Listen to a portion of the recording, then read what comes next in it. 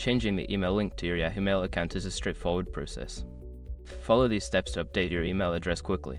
Step 1. Sign into Yahoo Mail.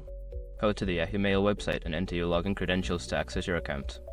Step 2. Access account security. Once logged in, click on your profile name or icon in the upper right corner. From the drop-down menu, select Account Info and then navigate to Account Security.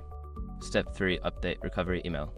In the Account Security section, look for the option to manage your recovery email addresses.